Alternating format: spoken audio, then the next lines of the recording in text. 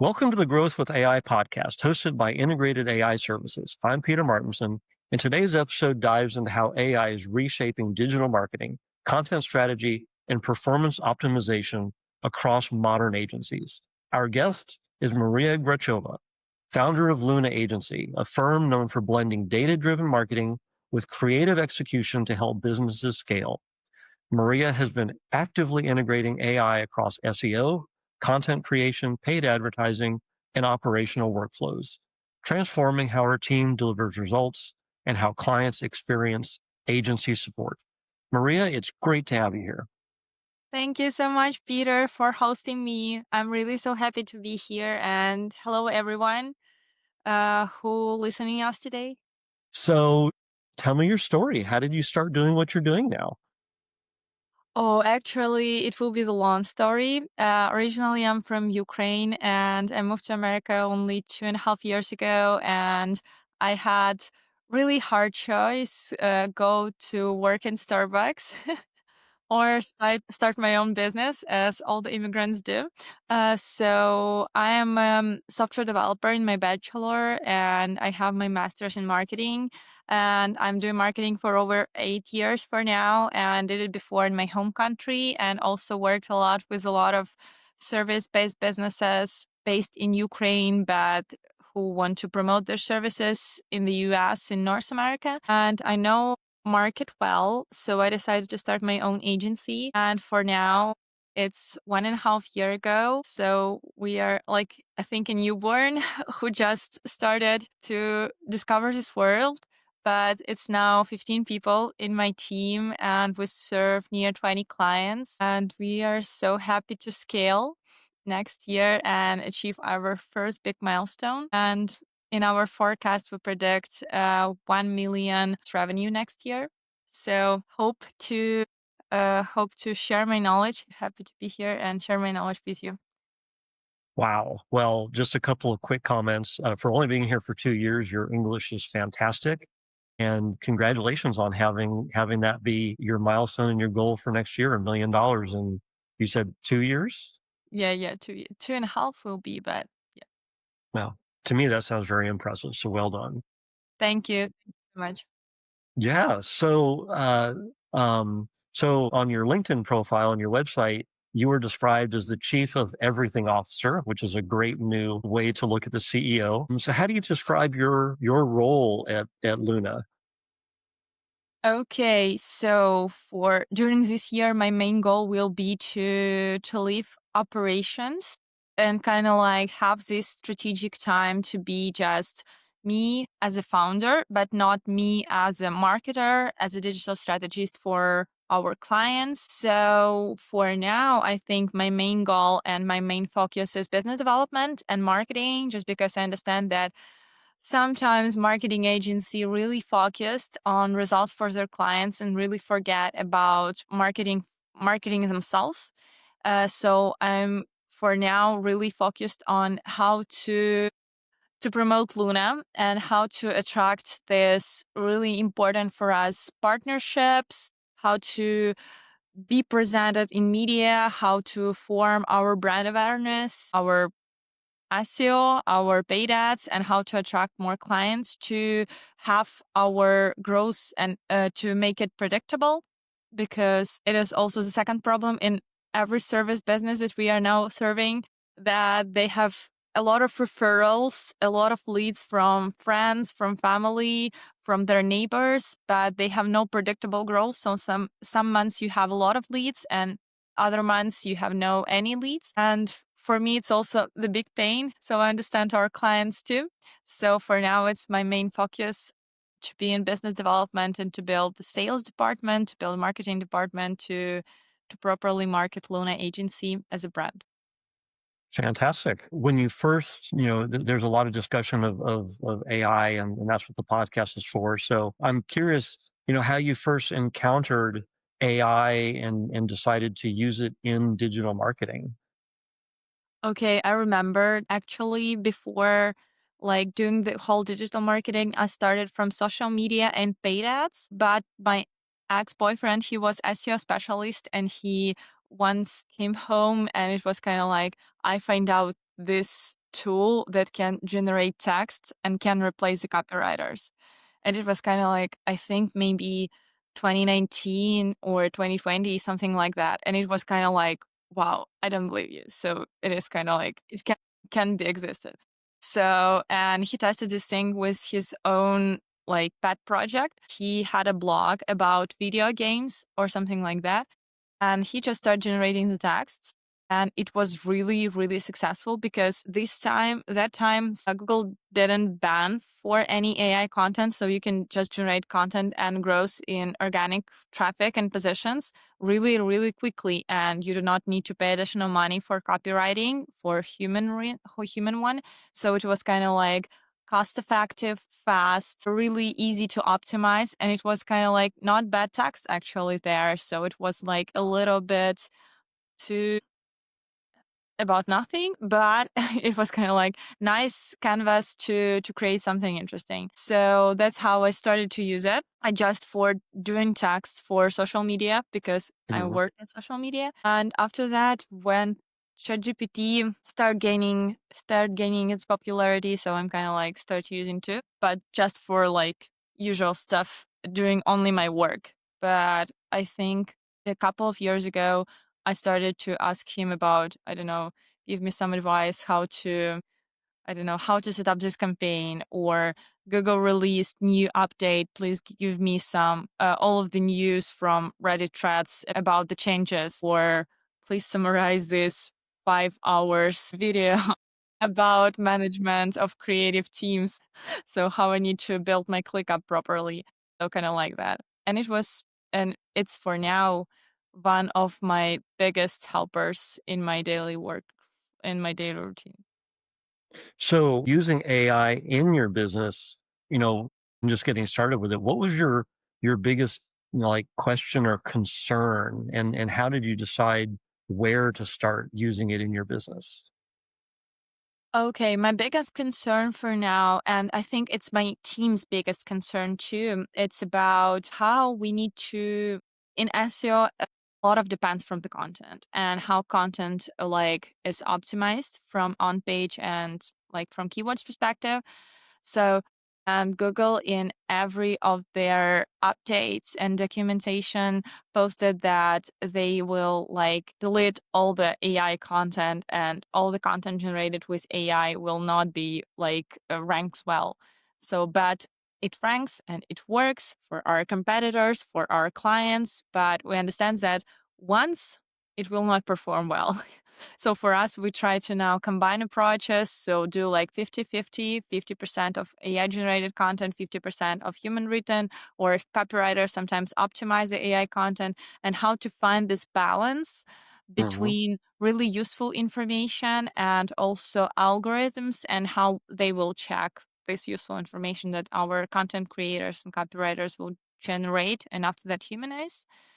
I think it's one of my biggest concerns. And the second one, it's mostly about not about AI directly, but about an SEO tools, about every tools actually that have AI, the AI wrappers, just because I have a lot of thoughts about compliance and actually sensitive data just because when you're kind of like have tools who help you to I don't know maybe analyze your paid ads performance but you need to give it access to your paid ads campaigns and Mhm. information and make this how to make this connection secure and how to do not share this data with anyone.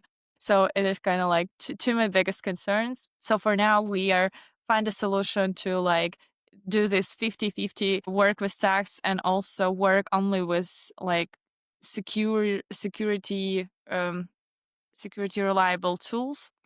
But I understand that sometimes our due diligence is just one step and a lot harder and much bigger systems was crushed just with some like DDoS attacks, etc. So how to make our data that are sensitive, how to protect it, it's really hard question for me if we're talking about AI.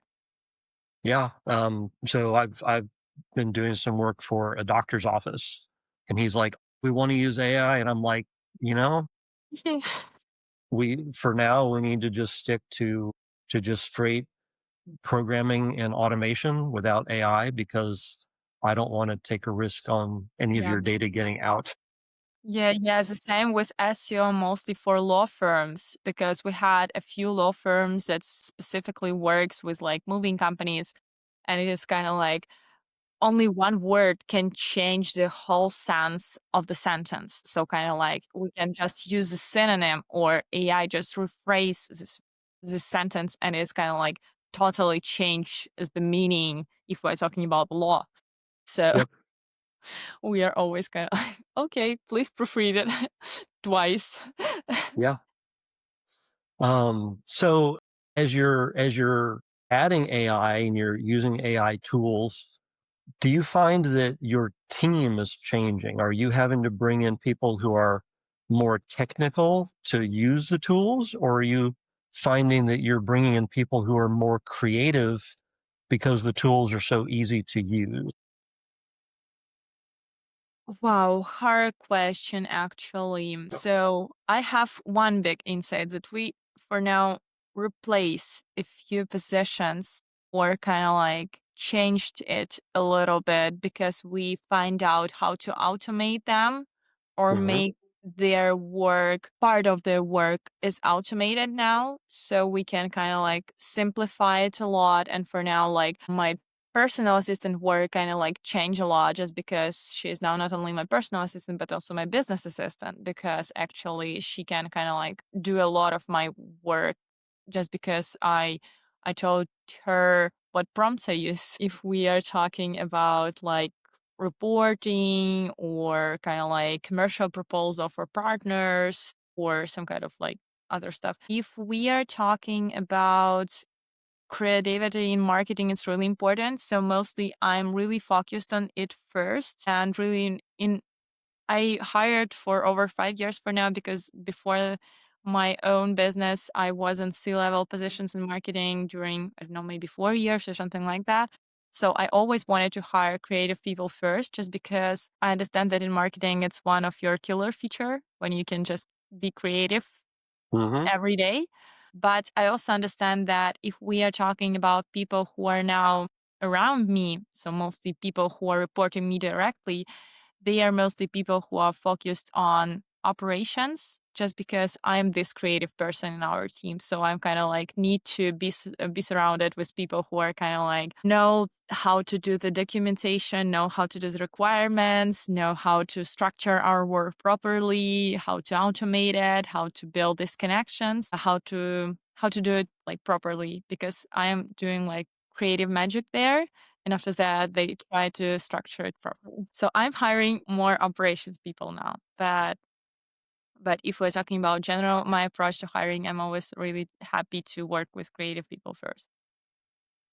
I like that phrase, the creative magic. That sounds great. So, what have been some of the biggest problems or hurdles or even surprises that you've had bringing, AI just generally, but new tools into your agency? I think there's two problems here, two issues here. First of all, how people react, because sometimes I hire a lot of like younger people, and mostly of my team they are like near 30, so they really like changes. But we have a few team members who are kind of like this grumpy nerds who are kind of like, I hate this new interface. I don't want to use Perplexity for now. It's not important for me that it is like cheaper or something like that. So I want to use this thing, and so uh, sometimes yeah, it's people who don't want any changes. And the second one, I think it's that sometimes it is really a lot of time I need to spend to onboard the tool properly. So kind of Mm, like to for myself understand how it works. After that, to create a lot of guides to tell other people how it works. After that, also I need to teach AI for any of our requirements, for all the useful information that we have, to create some kind of like library for it. So to prepare the foundation. And after that, we need to spend like 1 month at least to tune it, to kind of like set up everything properly, to get the best possible answers that we have. And sometimes we spend a lot of time just tuning up and giving like change this word, change this approach, so, like try this thing. So just to kind of like show it not only one way, but also sometimes a few others too. So people and tools both have issues. Yeah. So I hadn't really thought about how long it might take to onboard some of the tools, but taking a month to train them and get them really to the point where you're happy with them, that's a significant amount of time. Yeah, mostly connected for now for tools like what we use for generating like AI images or AI videos. So sometimes we really need the same style for it for like paid ads creatives. So, or for like images for this client. And before our designer worked with that, and she really knows every client, like what like red flag they have in like their visuals for social media, and AI do them all. So kind of like all the red flags in one banner. So it's kind of like please replace everything. Change the approach directly.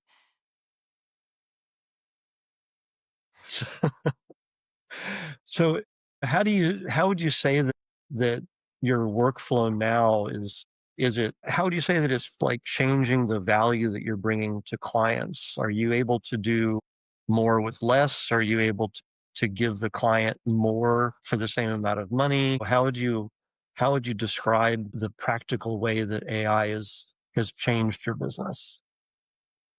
I think for me and for our so for me and for my partner, mostly we integrated AI for now. Like, mm, I'm not sure. I'm not.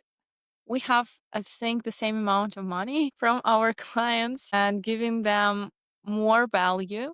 I think Mm, just mostly if we are talking about reporting perspective from communication perspective, because we can much faster give them information just mhm, because now all of the project managers, so we automated our task manager, so kind of like our project manager can just ask helper that, so AI helpers they're kind of like, is this task finished or is it designed for this page like approved? So and it's kind of like gives a link to the current ticket and also gives status. So it's kind of like much easier for them to communicate with client, give faster responses, also give more detailed reports for now because we automate everything with AI. So kind of like easy to for our analysts and strategists to kind of like do this. Also, if we are talking about our marketing strategies, it's kind of like initial step in communication with every client to kind of like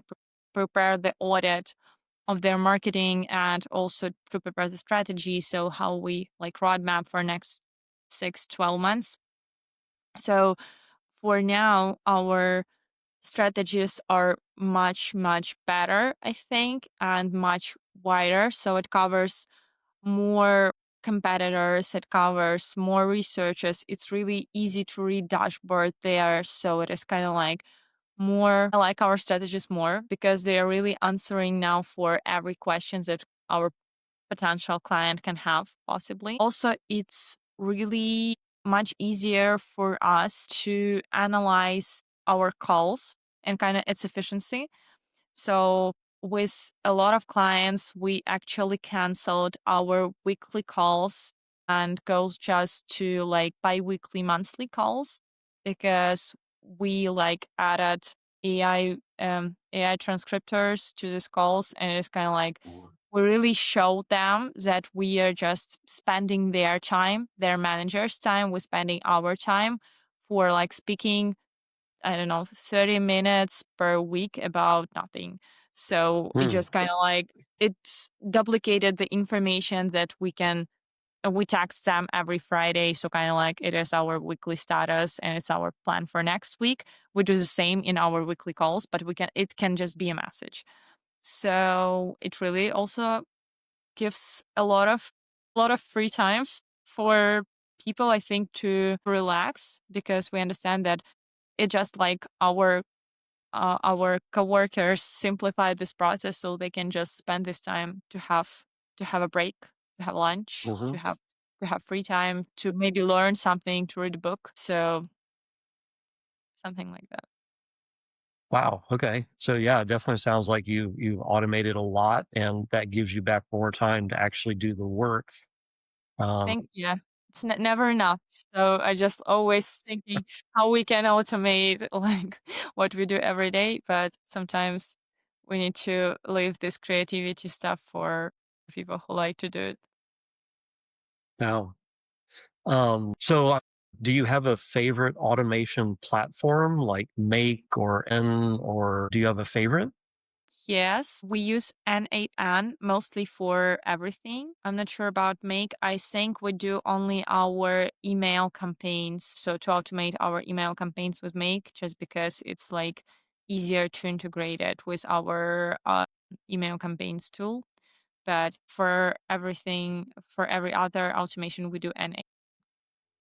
Yeah. Cool. Okay. Well, as we reach the end of the podcast and start to wrap it up, I do want to ask, what do you want people who might hire you to know about you and your agency? Wow. Okay. It will be my one elevator pitch. Okay. There you go. So our agency really makes for our clients real money. It is the most important thing that every of our clients knows that we are not focusing on like what gives you traffic, what gives you clicks, what gives you views, what gives you likes, followers, something like that. No, we give you money. So it's our main core value, I think. Our agency focused for now on local service-based businesses mostly for now, like 99% of our clients, they are contractors, like Mhm. general contractors, plumbers, roofers, millwork. So a lot of landscaping services. So everyone who worked before um, in the field with their own hands and after that decided to start their business. And I think with them, we find out our match just because they really focused on results. They know how to do their job. We know how to do marketing for them.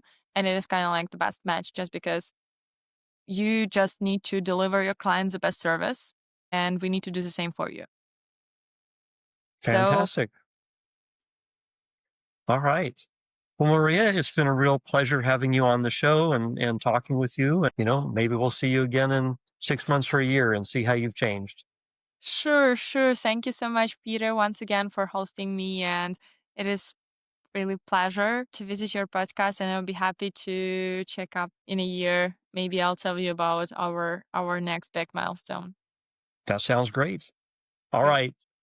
Yeah. Take care. We'll talk to you later. Thank you.